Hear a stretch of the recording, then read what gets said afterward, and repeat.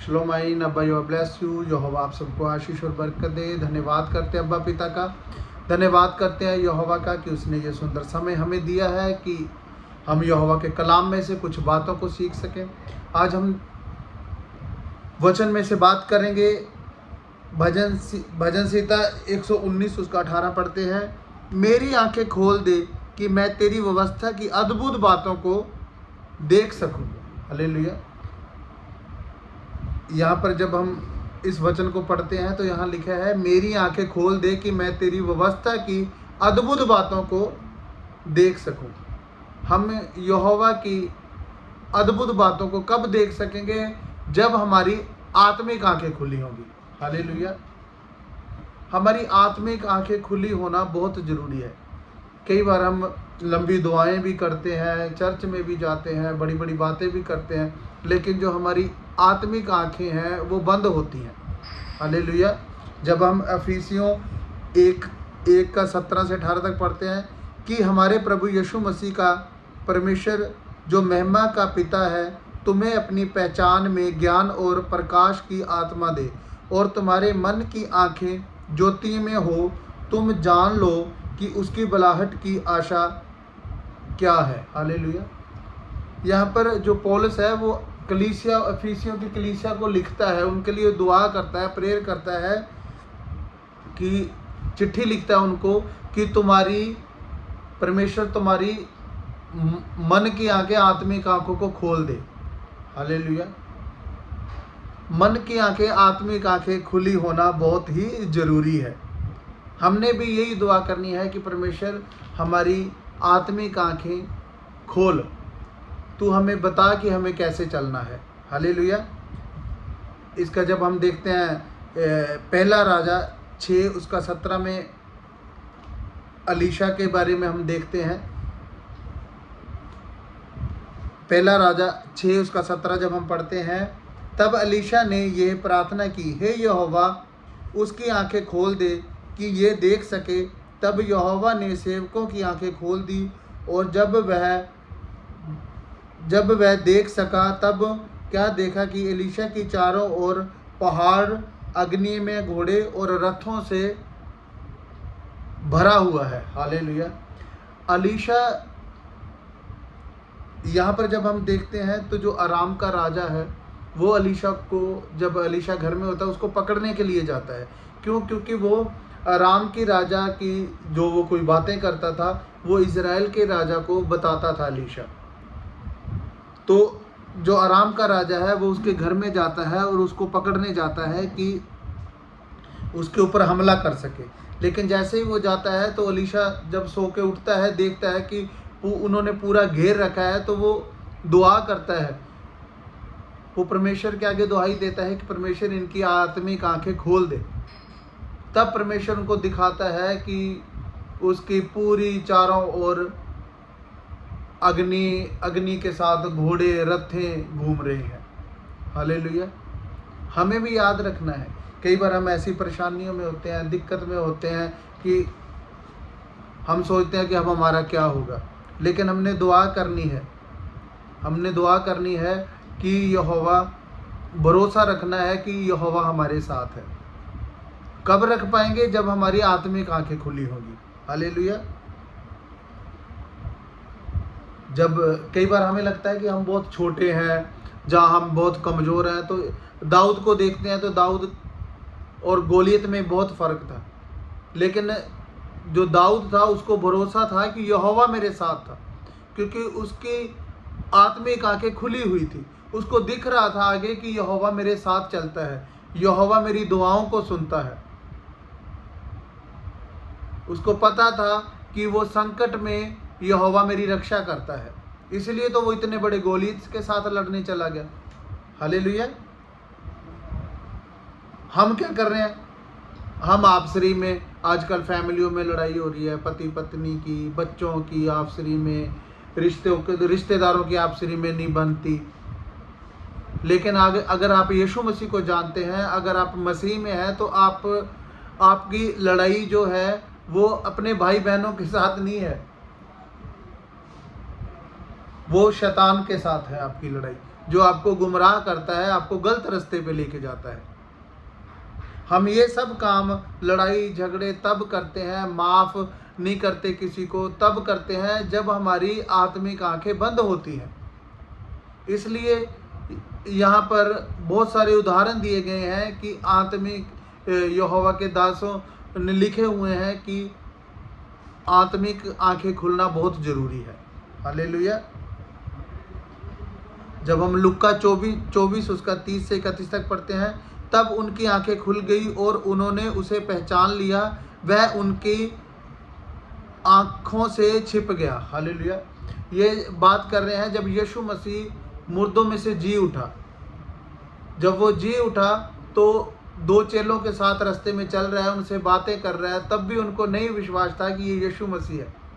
जब उनके साथ उन्होंने संगति की, उनके साथ घर पे गया, तो उन्होंने जान लिया, उनकी आंखें आत्मिक, यहाँ लिखा है कि उनकी आत्मिक आंखें खुल गई और उन्होंने जान लिया ये तो हमारा यीशु मसीह है।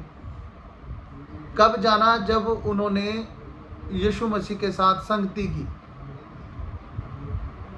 हालेलुया। तब उनकी आत्मिक आंखें खुल गई। हमारी आत्मिक आंखें खुलना बहुत जरूरी है। हालेलुया।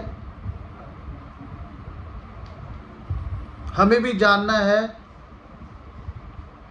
कि यीशु कौन है।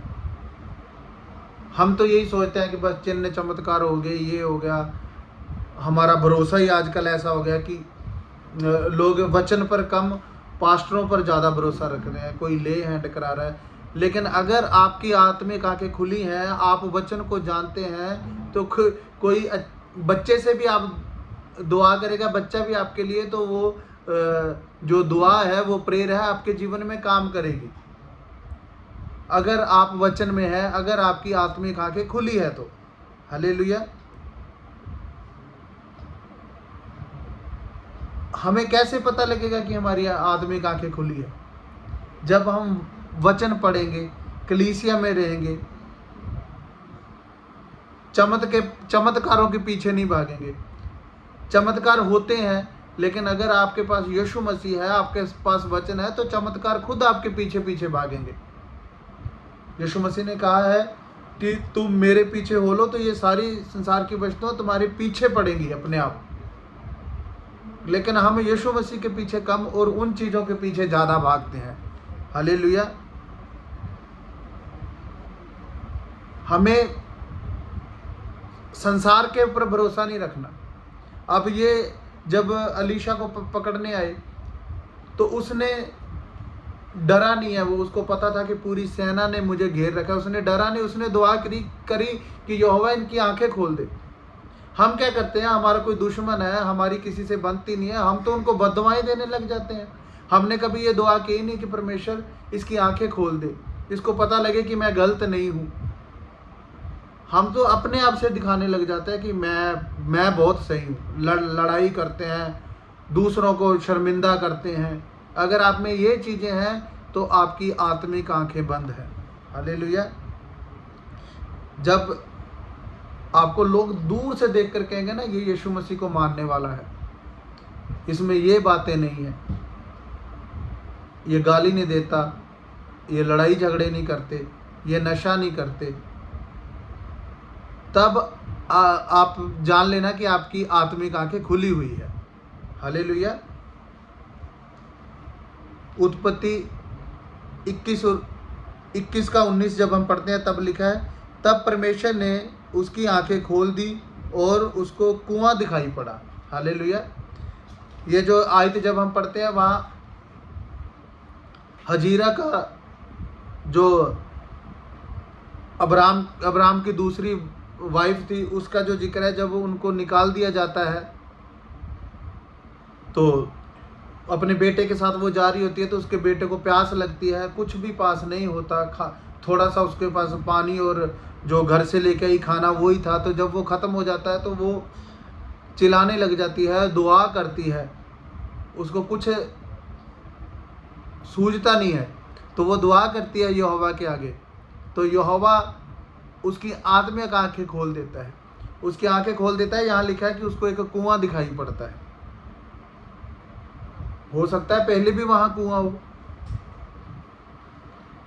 लेकिन जब उसने दुआ की तो उसको वो कुआं दिखाई पड़ा। आज हमने भी चेक करना है कि अगर हमारे जीवन में कोई परेशानी है, किसी का कोई बच्चा नशे में है, कोई लड़ाई झगड़े में है, कोई व्यभिचार में फंसा है, या कोई किसी भी परेशानी में है, तो संसार के पीछे नहीं भागना कि संसार मेरी मदद करेगा या कोई भाई बहन मेरी मदद करेगा। ये वो लोग करते हैं जिनकी आत्मिक आंखें बंद हैं। अगर आप मसीह में हैं, अगर आपकी आत्मिक आंखें खुली हैं, तो आपने यहोवा के पास जाना है। हालेलुया। आपको कोई रास्ता नहीं दिख रहा, आपने यहोवा के पास जाना है। जब हम यहोवा के पास दुहाई देते हैं, उसके वचनों को जानते हैं, तो वो सुनता है। हन्ना ने जब रो रो के दुहाई दी तो यहोवा ने उसकी सुन ली। संसार की चीज़ों के पीछे नहीं भागना कि हमें ये मिले, हम ये कर लें, वो कर लें। जितना हम यहोवा के पास जाएंगे उतनी आशीषें अपने आप आपके पीछे पीछे पढ़ के मिलेगी आपको। हालेलुया। धन्यवाद करते हैं यहोवा का इस कलाम के लिए। मैं विश्वास करता हूँ इन वचनों पर जब हम चलेंगे, इन वचनों को हम जब सीखेंगे, तो हमारी आत्मिक आंखें यहोवा खोलेगा। हालेलुया। हमें ये नहीं बोलना कि हम बहुत पुराने मसीह हैं, हम इतने साल से हम ये हैं वो हैं, हमारे जैसा कोई नहीं है। अगर हमारे में ये चीज़ें होंगी, हमारे में घमंड होगा, लड़ाई झगड़ा होगा, तब हमारी मसीह में होकर भी आंखें बंद हैं। हालेलुया। अगर हम वचन में हैं तो हमें दीन, नम्र, दया करने वाला, प्यार करने वाला होना चाहिए। हालेलुया। धन्यवाद करते हैं अब्बा यहोवा, इन वचनों के द्वारा आप सबको बहुत सारी आशीष और बरकत दे। यीशु मसीह के नाम से मांगते हैं, आमीन।